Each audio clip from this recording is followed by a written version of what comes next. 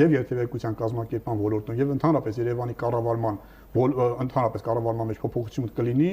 ՔՊ-ի հեռացումից հետո, նոր իշխանություններ գալուց հետո, որովհետեւ այս մարդիկ 7 տարվա մեջ այդպես էլ իրենց փորձի վրա կառավարել չսովորեցին։ Իրենց փորձի վրա չսովորեցին քաղաքը ճիշտ կառավարել, որի արդյունքում Երևանցին չջղայնանա, չներվայնանա, դա կլինի թե քաղաքի փողոցների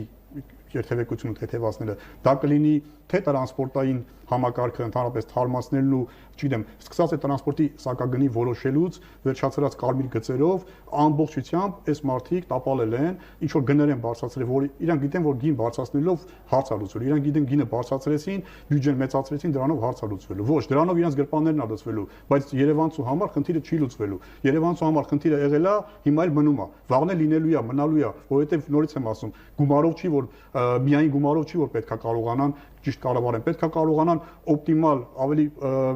քիչ սեղմված գումարով ճիշտ կառավարեն քաղաքը, ճիշտ կառավարեն, որի արդյունքում թե խցանումներ չի լինի, թե մարդը դասից աշխատանքից չի ուշանա, թե չի ներվայնանա եւ թե էկոլոգիան չի վնասի։ Հիմա էկոլոգիայից մի ասենց այսպեսի բան ասեմ, որ եթե ուզում են էկոլոգիան մաքրեն Երևան քաղաքի, օրինակ շատ եվրոպական քաղաքներում, իրենց ձգտած եվրոպական քաղաքներում, որտեղ հիմա իրանք ձգտում են գնալ, տրանսպորտը անվճար է։ Տրանսպորտի անվճար լինելու պատճառով մարդիկ իրանց սեփական մեքենաները թողում են իրենց բակում, նստում են տրանսպորտով իջնում են քաղաք, որի արդյունքում էկոլոգիան չի վնասվում, խցանումներ էլ չեն լինում։ Հիմա որպեսզի այստեղ խցանումներ չլինի, տարբերակներից մեկը դա է, պետքա տրանսպորտը լավ չեմ ասում անվճար լինի, գոնե մատչելի լինի այնքան, որ մարդը նախընտրի մեքենան նստի, թե տրանսպորտը նստի, տրանսպորտով երթևեկի, տրանսպորտով կերթևեկի, տրանսպորտի քանակը կշատացնի, մեքենաները կպակասի, խցանումներ չեն լինի, էկոլոգիան մաքուր կլինի։